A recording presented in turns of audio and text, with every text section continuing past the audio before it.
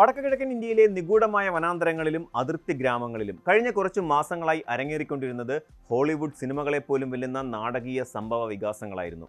Drone സാങ്കേതിക വിദ്യയിലും ആധുനിക യുദ്ധമുറകളിലും അഗാധ പാണ്ഡിത്യമുള്ള ഒരു വിദേശ സംഘം ഇന്ത്യൻ അതിർത്തികൾ ഭേദിച്ച് മ്യാൻമറിലെ സായുധ ഗ്രൂപ്പുകൾക്ക് പരിശീലനം നൽകുന്നു എന്ന രഹസ്യ വിവരം ഇന്ത്യൻ രഹസ്യാന്വേഷണ ഏജൻസികളെ ചടുലമായ നീക്കങ്ങൾക്കാണ് പ്രേരിപ്പിച്ചത്. ഒടുവിൽ കൊൽക്കത്ത വിമാനത്താവളത്തിൽ വെച്ച് 46 വയസ്സുകാരനായ മാത്യു ആരോൺ വാൻഡൈക്ക് എന്ന അമേരിക്കൻ പൗരൻ പിടിയിലായപ്പോൾ പുറത്തു വന്നത് ആഗോളതലത്തിൽ തന്നെ വേരുകളുള്ള ഒരു വലിയ ഗൂഢാലോചനയുടെ വിവരങ്ങളായിരുന്നു. ഒരു ചലച്ചിത്ര നിർമ്മാതാവിൽ നിന്ന് യുദ്ധഭൂമികളിലെ സജീവ സാന്നിധ്യമായി മാറിയ വാൻഡൈക്കിന്റെ അറസ്റ്റ് കേവലം ഒരു നിയമലംഘനമല്ല, മറിച്ച് ഇന്ത്യയുടെ ദേശീയ സുരക്ഷയെ നേരിട്ട് ബാധിക്കുന്ന സങ്കീർണമായ ഒരു ഭൂരാഷ്ട്രതന്ത്ര പ്രഹേളികയാണ്. ബാൾട്ടിമോറിലെ ഒരു സാധാരണ പശ്ചാത്തലത്തിൽ നിന്ന് ജോർജ് ടൗൺ സർവകലാശാലയിൽ സെക്യൂരിറ്റി സ്റ്റഡീസിൽ ബിരുദാനന്തര ബിരുദം നേടിയ വാൻഡൈക്ക് തുടക്കത്തിൽ ഒരു സെക്യൂരിറ്റി സംവിധായകനായാണ് ലോകത്തിന് മുന്നിലെത്തിയത്. എന്നാൽ 2011 ലിബിയൻ ആഭ്യന്തര യുദ്ധം അദ്ദേഹത്തിന്റെ ജീവിതഗതി മാറ്റിമറിച്ചു. മുഹമ്മദ് ഗദ്ദാഫിയുടെ ഭരണകൂടത്തെ അട്ടിമറിക്കാൻ ശ്രമിച്ച വിമതർക്കൊപ്പം ചേർന്ന് തോക്കേന്തിയ വാൻഡൈക്ക് 6 മാസത്തോളം ലിബിയൻ ജയിലിൽ ഏകാന്ത തടവനുഭവിച്ചു. അവിടെ നിന്ന് സാഹസികമായി രക്ഷപ്പെട്ട അദ്ദേഹം പിന്നീട് സിറിയൻ ആഭ്യന്തര യുദ്ധങ്ങളിലും തന്റെ സാന്നിധ്യം അറിയിച്ചു. കേവലം ക്യാമറയുമായി യുദ്ധം പകർത്തുകയല്ല, മറിച്ച് തോക്കുകളുമായി യുദ്ധത്തിൽ നേരിട്ട് പങ്കെടുക്കുന്ന ശൈലിയാണ് അദ്ദേഹത്തെ മറ്റു യുദ്ധലേഖകരിൽ നിന്ന് വ്യത്യസ്തനാക്കിയത്.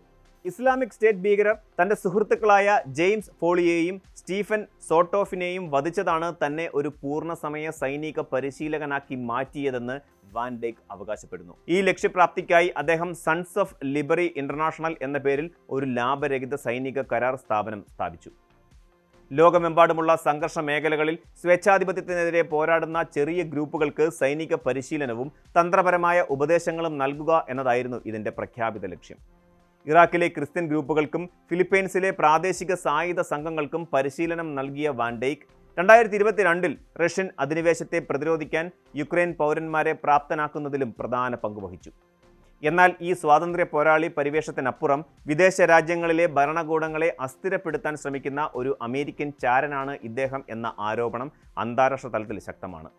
മാത്യു വാൻഡൈക്കും 6 യുക്രൈൻ പൗരന്മാരും ഉൾപ്പെടുന്ന സംഘം ഇന്ത്യൻ സുരക്ഷാ ഏജൻസികളുടെ നിരീക്ഷണത്തിലാകുന്നത് കഴിഞ്ഞ മാസങ്ങളിലാണ്. ടൂറിസ്റ്റ് വിസയിൽ ഇന്ത്യയിലെത്തിയ ഇവർ മിസോറാം അതിർത്തി വഴി നിയമവിരുദ്ധമായി മ്യാൻമറിലേക്ക് കടന്നുവെന്നാണ് നാഷണൽ ഇൻവെസ്റ്റിഗേഷൻ ഏജൻസി കണ്ടെത്തുന്നത്.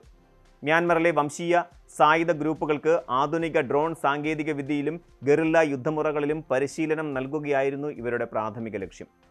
യൂറോപ്പിൽ നിന്ന് അത്യാധുനിക ഡ്രോണുകളും അനുബന്ധ സാമഗ്രികളും ഇന്ത്യ വഴി മ്യാൻമറിലേക്ക് കടത്തിയതായും NIA കോടതിയെ അറിയിച്ചിട്ടുണ്ട്. മണിപ്പൂരിലെ കുക്കി സായുധ സംഘങ്ങൾ ഉൾപ്പെടെയുള്ള ഗ്രൂപ്പുകൾക്ക് ഡ്രോൺ ആക്രമണങ്ങളിൽ ഇവർ പരിശീലനം നൽകിയിട്ടുണ്ടോ എന്ന കാര്യത്തിൽ ഗൗരവകരമായ അന്വേഷണം നടക്കുകയാണ്. മിസോറാം മുഖ്യമന്ത്രി ലാൽ ദുഹോമ നേരത്തെ നിയമസഭയിൽ നൽകിയ വെളിപ്പെടുത്തലുകൾ ഈ അറസ്റ്റുമായി കൂട്ടി വായിക്കുമ്പോൾ സംഭവത്തിന്റെ ഗൗരവം വർദ്ധിക്കുന്നു. യുക്രൈൻ യുദ്ധത്തിൽ പങ്കെടുത്ത യുദ്ധവിദഗ്ധർ മിസോറാം വഴി മ്യാൻമറിലേക്ക് പോകുന്നുണ്ടെന്നായിരുന്നു അദ്ദേഹത്തിന്റെ മുന്നറിയിപ്പ്. പിടിയിലായ യുക്രൈൻ പൗരന്മാർ മിസോറാമിലെ ഐസ്വാൾ സന്ദർശിച്ചതായും അവിടെ രഹസ്യ കേന്ദ്രങ്ങളിൽ കഴിഞ്ഞതായും കണ്ടെത്തിയിട്ടുണ്ട്. വിദേശത്തു നിന്ന് കൊണ്ടുവന്ന അത്യാധുനിക ജാമിംഗ് ഉപകരണങ്ങളും ആശയവിനിമയ സംവിധാനങ്ങളും ഉപയോഗിച്ച് ഇന്ത്യൻ സുരക്ഷാ ഏജൻസികളുടെ കണ്ണുവെട്ടിക്കാനാണ് ഇവർ ശ്രമിച്ചത്. ഇന്ത്യയിലെ നിരോധിത സംഘടനകളുമായി ഇവർക്ക് ബന്ധമുണ്ടോ എന്നതും അതീവ പ്രാധാന്യത്തോടെയാണ് അന്വേഷണ ഏജൻസികൾ കാണുന്നത്. ഈ അറസ്റ്റിനെ കൂടുതൽ വിവാദമുണ്ടാക്കുന്നത് ബംഗ്ലാദേശ് മുൻ പ്രധാനമന്ത്രി ഷെയ്ഖ് ഹസീന നടത്തിയ ചില വെളിപ്പെടുത്തലുകളാണ്. ബംഗ്ലാദേശിലെ ചിറ്റഗോങ്, മ്യാൻമറിലെ ചില ഭാഗങ്ങൾ, ഇന്ത്യയുടെ വടക്കുകിഴക്കൻ സംസ്ഥാനങ്ങൾ എന്നിവ കൂട്ടിയിണക്കി ബംഗാൾ ഉൾക്കടൽ കേന്ദ്രമായി ഒരു പുതിയ ക്രിസ്ത്യൻ രാജ്യം സ്ഥാപിക്കാൻ വിദേശ ശക്തികൾ ശ്രമിക്കുന്നു എന്നായിരുന്നു ഹസീനയുടെ ആരോപണം. ഇതിനായി തന്നോട് ഒരു വെളുത്ത വർഗ്ഗക്കാരൻ താവളം ചോദിച്ചതായും അവർ വെളിപ്പെടുത്തിയിരുന്നു.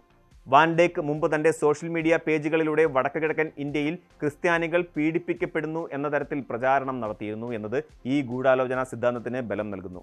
സോളാണ്ട് എന്ന പേരിൽ വടക്കുകിഴക്കൻ ഇന്ത്യയിലെയും അയൽ രാജ്യങ്ങളിലെയും ഗോത്രവർഗ മേഖലകളെ കൂട്ടിയിണക്കി ഒരു പ്രത്യേക രാജ്യം രൂപീകരിക്കാനുള്ള ചില വിഘടനവാദി ഗ്രൂപ്പുകളുടെ നീക്കങ്ങൾക്ക് വാൻഡൈക്ക് പിന്തുണ നൽകിയിരുന്നോ എന്നതാണ് ഇപ്പോൾ ഏറ്റവും പ്രധാനമായും പരിശോധിക്കുന്നത്.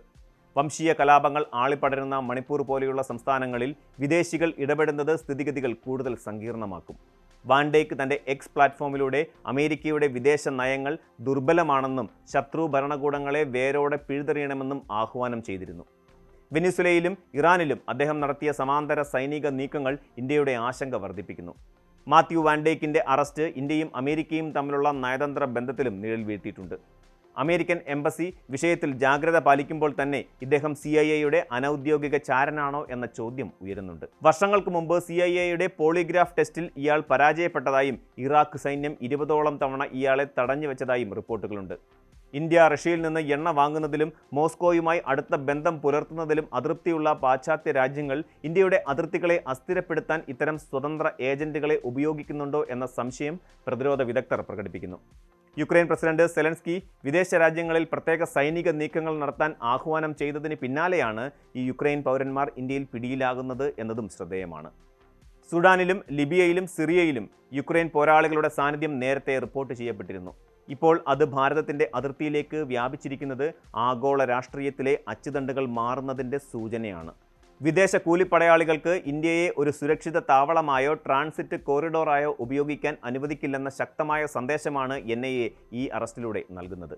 മാത്യു വാൻഡേക്ക് എന്ന വ്യക്തിയുടെ ജീവിതം ഒരു പോരാളിയുടേതാണോ അതോ ഒരു കുറ്റവാളിയുടേതാണോ എന്നത് നിയമവ്യവസ്ഥ തീരുമാനിക്കേണ്ട കാര്യമാണ്. എന്നാൽ അതിർത്തി കടന്നെത്തുന്ന ഓരോ വിദേശിയും ഇന്ത്യയുടെ ആഭ്യന്തര സുരക്ഷയ്ക്ക് എത്രത്തോളം ഭീഷണിയാകാം എന്നതിൻ്റെ ഉത്തമ ഉദാഹരണമാണ് ഈ കേസ്. വടക്കു കിഴക്കൻ ഇന്ത്യയുടെ വൈകാരികവും വംശീയവുമായ സങ്കീർണതകളെ മുതലെടുക്കാൻ ശ്രമിക്കുന്ന വിദേശ ശക്തികൾക്കെതിരെ അതീവ ജാഗ്രത പുലർത്തേണ്ടതുണ്ട്. ആധുനിക യുദ്ധമുറകൾ ഡിജിറ്റൽ യുഗത്തിലേക്ക് മാറുമ്പോൾ ഡ്രോണുകളും സോഷ്യൽ മീഡിയ പ്രചാരണങ്ങളും ആയുധങ്ങളെക്കാൾ പ്രഹരശേഷിയുള്ളവയായി മാറുകയാണ്. ഇന്ത്യയുടെ അഖണ്ഡതയെ ചോദ്യം ചെയ്യുന്ന ഇത്തരം നീക്കങ്ങളെ മുളയിലേ നുള്ളാൻ ശക്തമായ നിയമ നടപടികളും ഇന്റലിജൻസ് നിരീക്ഷണവും അത്യാവശ്യമാണ്.